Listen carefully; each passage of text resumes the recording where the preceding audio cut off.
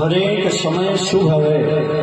देख लीजिए, हम लोग जितना जो ये मायावी कार्य करते हैं उसके लिए मुहूर्त देखते हैं, लेकिन आने जाने का कोई मुहूर्त है क्या? वहां से लेकर आ जाएगा, कौन सा मुहूर्त देखा जाएगा? तुरंत भगवान बुला लेते। तो रात्रि में जैसे ही वो विश्राम करने गए, तुरंत 12 बजे रात्रि को यमराज आ गए उनके पास।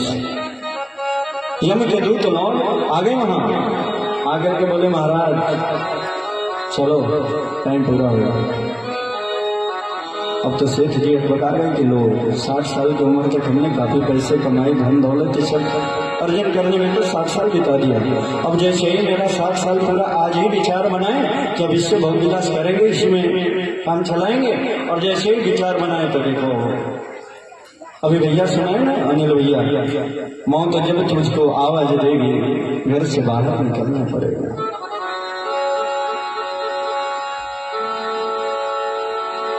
तो सेठ जी महाराज बहुत संकुचित हो गए, बोले कि आप हैं कौन? तो बोले कि मैं यम का दूत हूँ, आपको लेने आया हूँ महाराज।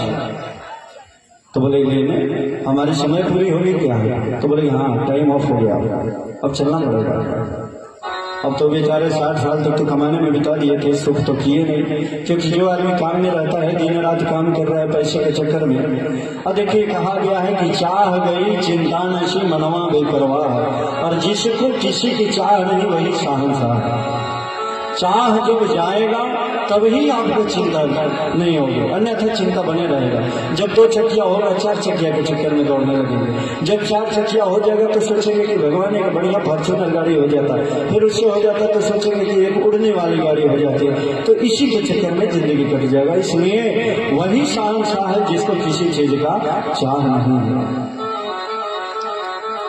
अब वहां पे मामला क्या होगा? सेठ जी महाराज कहें काम करो महाराज, आपको 5 लाख रुपया देंगे, बस हमें 1 महीने का टाइम दे दो। बोलेगा नहीं, ये हाई कोर्ट और सुप्रीम कोर्ट की बात नहीं है कि ये फैसला कर जाएगा। जो टाइमिंग है, जो समय है, आज जाना है तो आज जाना है, 1 मिनट भी समय एक्स्ट्रा नहीं मिलेगा। तो बोले ये काम करो, 15 दिन का टाइम दे दो, 50 लाख रुपए ले दो।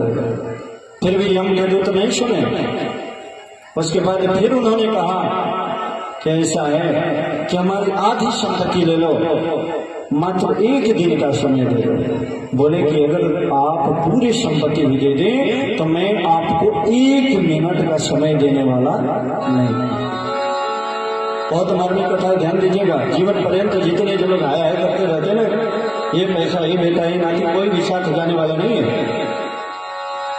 कोई भी वस्तु यहाँ का साथ जाने वाला नहीं जिसके पीछे आप पड़े हुए, ये सिर्फ नाम का है। अब सेठ जी महाराज कहें कि ये काम करो महाराज, जाना तो है, ये अंतिम समय है, हमारी एक अंतिम इच्छा है। फांसी देने वाले को भी एकाएक अगर फांसी होता है तो उससे पूछा जाता है कि अंतिम इच्छा बताओ। वैसे ही महाराज हमारी अंतिम इच्छा, एक लाइन हमको अपने पुत्र के पास लेटर लिखनी है, अपने बेटे के पास से एक लेटर लिख दे दो। बोले कि चलो ठीक है लिख ली। उन्होंने लिखा कि प्रिय बेटा, प्रिय पुत्र, मैं तो आज जा रहा हूँ, लेकिन एक लाइन लिख करके जा रहा हूँ कि मैंने पूरे जीवन पर्यंत पैसा कमाया, पैसे का माल खड़ा कर दिया, और जिस पैसे को कमाने में हमने 60 साल गुजार दी, उस पैसे से हमने 60 सेकंड नहीं खरीद पाया। इसलिए हे बेटा, अगर मेरा लेटर तुम्हें प्राप्त होता है तो आज के बाद धन के पीछे ना भाग करके समय का सदुपयोग करना, और जब समय मिले धर्मार्थ का भी कार्य करना, अपना कर्म भी करते रहना। प्रेम से बोलिए श्री रामचंद्र की। तो आया है सो जाएगा महाराज, यहाँ कोई भी रहने नहीं आया, 1 सेकेंड आप एक्स्ट्रा खरीद नहीं सकते, कितना भी करोड़पति अरबपति आ गया। आज हम लोग कहते हैं कि भगवान नहीं है। भूमि गगन वायु नीर ऐसे ऐसे नाम है भगवान के। देखिए भूमि जो है भगवान का स्वरूप है। वायु, एक सिलेंडर खरीदने जाइए ऑक्सीजन का कितना पैसा लग जाता है, भगवान फ्री ऑफ कॉस्ट दिए हैं तो आप उनको मानने के लिए तैयार है। सूरज का कितना जल आप देते हैं भगवान सूर्य को, 1 किलो का जल देने को तैयार नहीं है, फिर भी भगवान आपको निरंतर अपना प्रकाश प्रदान करें।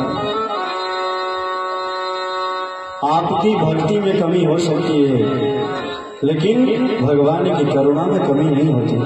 अब आसमान से बारिश हो रहा महाराज, आप ड्रम ही अगर छोटा लेकर के बैठे हो तो बरसाने वाले की क्या गलती है? वो तो निरंतर बरसा रहे हैं, आपका भक्ति का पात्र छोटा है। भजन से दिल न चुराना की हाय राम, ये जिंदगी का कोई ठिकाना नहीं है। भजन से दिल न चुराना की हाय राम, जिंदगी